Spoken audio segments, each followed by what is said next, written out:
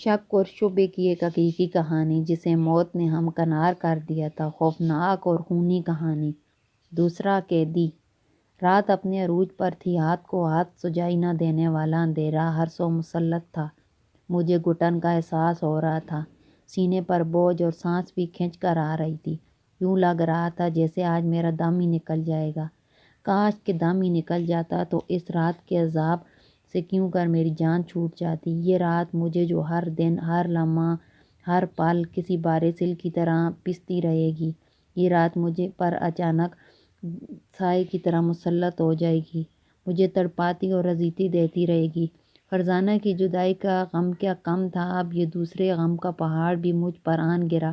ایک غم پر انسان آنسو بہاتا ہے، لیکن دوسرے غم پر اس کی قوت برداشت جواب دے جاتی ہے۔ جب جیل کی کوٹھڑی کی قید مجھے گوارا تھی، حتیٰ کہ وہ غم بھی میرے لیے کسی حد تک قابل برداشت ہوتا، جس کا زخم اب بھی مجھے رستا ہوا محسوس ہو رہا ہے، لیکن اب میں کیا کروں؟ اس دوسرے غم نے پہلے والے غم کو چھیل کر رکھ دیا۔ کاش مجھے عمر قید کی سزا نہ ہوتی، بلکہ اس کے بجائے تختہ وار میرا مقدر بن جاتا، تو کم سے کم اس عذابناک گھڑیوں سے تو میری جان چھوٹ جاتی، یا پھر یہ منحوس قیدی یہاں نہ آتا۔ بے خبر بھی ایک نعمت ہوتی ہے، اس بے خبری میں غم کو سہتے ہوئے اپنی عمر گزار دیتا، مگر اس غم نے تو میری روح کو تڑپا کر رکھ دیا۔ مگر کیا واقعی اس دوسرے آنے والے قیدی کا قصور تھا، جو مجھ سے ذرا فاصلے پر ننگی اینٹوں کے فرش پر بوسیدہ میلا کچیلا لحاف اوڑھے سو رہا تھا؟ ابھی تھوڑی دیر پہلے ہی تو اس نے میری روح خاموش کر دیا، تو میں نے اس سے کہہ بھی نہ پایا کہ اتنا غم جو کہ ناقابل برداشت ہو گیا تھا، بالآخر آج میں نے اس سے کہہ ہی ڈالا۔ فری یقین کرو میں نے آج تک کسی سے محبت نہیں کی، یا پھر مجھے کبھی وقت ہی نہیں ملا ہو۔ لو بھلا محبت کسی ضرورت کے وقت ہوتی ہے؟ میں تو خود ہی سوال کا جواب دے کر ہنس پڑا، وہ بھی ہنس پڑی۔ میں نے تصحیح کی، میرا مطلب تو تم سے شادی سے پہلے میں نے کسی لڑکی کو ایسے نگاہ سے نہیں دیکھا تھا۔ مجھے محبت کیسے ہوتی؟ اب میں تمہیں دیکھ رہا ہوں۔ پہلے تمہیں امی اور باجی نے دیکھا، میرے لیے پسند کیا، اب تم میری پسند بن چکی ہے۔ ہاں، شادی کے بعد میرے جیسے لوگ بیوی کی محبت میں گرفتار ہو جاتے ہیں، مجھے بھی اس گرفت میں سمجھو۔ اس نے عروسی گھونگھٹ تلے اپنی مسکان جھلک دکھا کر اس باب میں سر ہلا دیا۔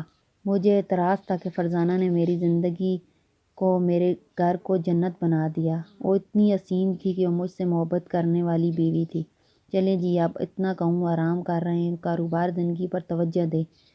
اس روز فرزانہ نے بڑی محبت سے مجھے جگاتے ہوئے کہا، ارے بھائی، کون کم بخت نئی شادی اور تم جیسی حسین اور پیار دینے والی بیوی سے اتنی جلدی دور ہوتا ہے؟ میں نے اسے چھیڑا۔ خدا نخواستہ ہم دور کیوں ہوں گے؟ اس نے فوراً کہا۔ میں بستر پر پڑا بڑی محبت پاش نظروں سے اسے خود پر جھکے دیکھ رہا تھا۔ پھر میں نے اس کا مرمری ہاتھ تھام کر اسے بیڈ کے کنارے پر بٹھایا اور خود ایک کینی اور تکیے کے سہارے نیم دراز ہو کر بولا، فری، تم مجھ سے شادی کر کے خوش تو ہو نا؟ میرے سوال پر اس کے نرم گزار لبوں پر مسکان چمکی اور بولی، کیوں نہیں خوش ہوں گی؟ بھلا کیا کمی ہے میرے پاس؟ تمہاری بے لوث چاہت اور خوبصورت گھر، زندگی کی ساری سہولیات، لیکن تمہاری محبت میرے لیے کافی ہے۔ اور یہ باتیں سن کر میں اپنی باہوں میں دبوچ لیا۔ پھر جیسے ہی اسے کچھ یاد آ گیا تو وہ جھٹ سے بولی، اچھا چلیں، آپ اٹھیں اور دفتر کی راہ لیں۔ فرزانہ کی محنت میرے لیے بے انتہا تھی، میں اسے پا کر بہت خوش تھا۔ میرا کوئی بڑا کام نہیں تھا، مگر جتنا بھی تھا اللہ کا شکر تھا، اچھی زندگی گزر بسر ہو رہی تھی۔ میں نئے پرانے فلیٹوں اور مکانوں کی تزئین و آرائش کا کام کرتا تھا۔ اس روز شادی کے بعد میرا سائٹ پر پہلا دن تھا۔ سچی بات ہے کہ میرا جی نہیں لگ رہا تھا۔ فرزانہ کا حسین چہرہ، اس کے ساتھ گزرے ہوئے شب و روز کیفیت یاد آ رہی تھی۔ میرے وجود میں میٹھا میٹھا سرور سا اٹھ رہا تھا۔ دوپہر تک نہ جانے کس طرح میں نے بے چینی میں وقت گزارا۔ کہاں تو میں کام میں رات ہو جاتی اور وقت کا پتہ ہی نہیں چلتا۔ اب تو جیسے ہی ایک پل گن کر گزار رہا ہوں۔ میں نے سوچا کام میں کافی وقت گزار لیا، فرزانہ کو کون سا معلوم تھا کہ میں کب گھر واپس آتا ہوں۔ لہٰذا جب 2 بجے میں نے گھر کی راہ لی اور سارے راستے میں فرزانہ کی محبت بھری خیالات اور تبصرات میں کھویا رہا، اس نے مسکرا کر میرا استقبال کیا۔ کیا آپ ہر روز اسی وقت گھر آتے ہیں؟ اس نے پوچھا۔ اسے شاید شبہ ہو گیا تھا کہ میں جلدی آ گیا ہوں۔ پھر مجھ سے جھوٹ نہیں بولا گیا۔ نہیں، شام اور کبھی کبھی رات بھی ہو جاتی ہے۔ تو کیا تم نہیں چاہتی ہو کہ میں جلدی گھر آ جاؤں؟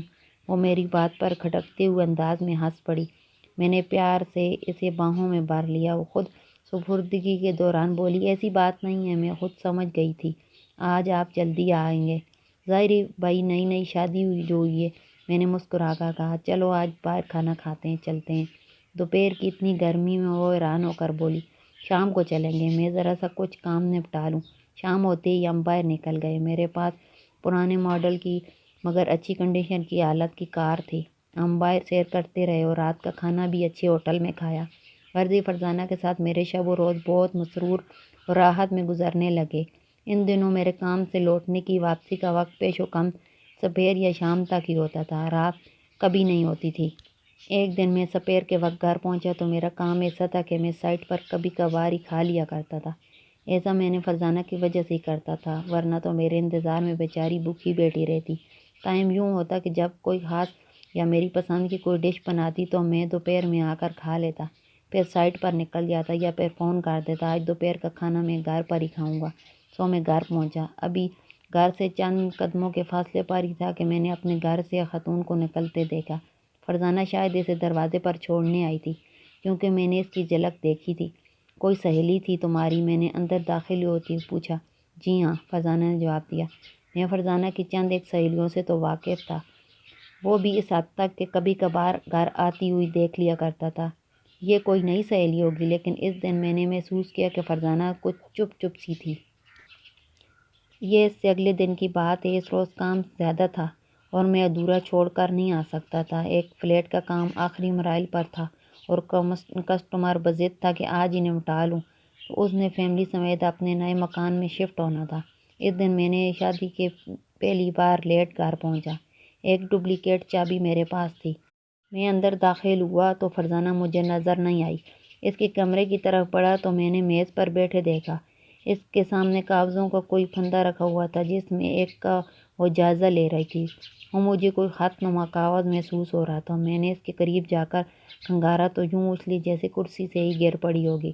میں خود بھی گھبرا گیا اور جلدی سے سنبھلنے کی ناکام کوشش کرنے لگا۔ مجھے دیکھتے ہی فوراً سنبھل گئی اور فوراً سارے کاغذات جیسے تیسے دراز میں رکھا، پھر مسکراتے ہوئے میرا استقبال کے لیے کرسی سے اٹھ کھڑی ہوئی۔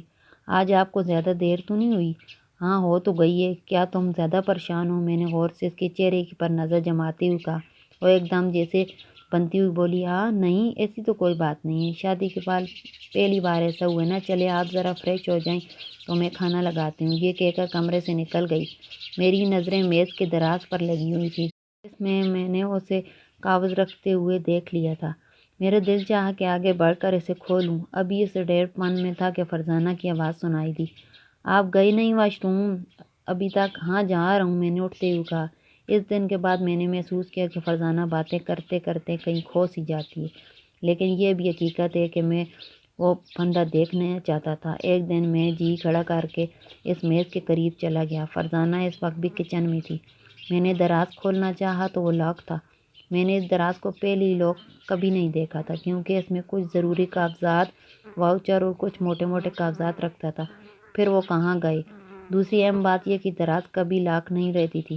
میں فرزانہ سے لاک کرنے کی وجہ تو نہ پوچھ سکا، البتہ اس بہانے سے میں نے واؤچر کا پوچھ لیا جو میں نے دراز میں رکھا تھا۔ وہ میں نے بیڈ روم کی سائڈ ٹیبل کے دراز میں رکھ دی ہیں۔ آج سے آپ اپنے کاغذات وہاں رکھا کریں، فرزانہ نے جواب دیا۔ ایک دن میں نے اس کی چابی سے دروازہ کھول لیا۔ فرزانہ اس وقت باتھ روم میں تھی اور مجھے اندازہ تھا کہ وہ گھنٹے بھر سے پہلے نہیں نکلے گی۔ میں نے دھڑکتے دل سے دراز کھولی۔ اس کے اندر مجھے وہی کاغذ نظر آیا۔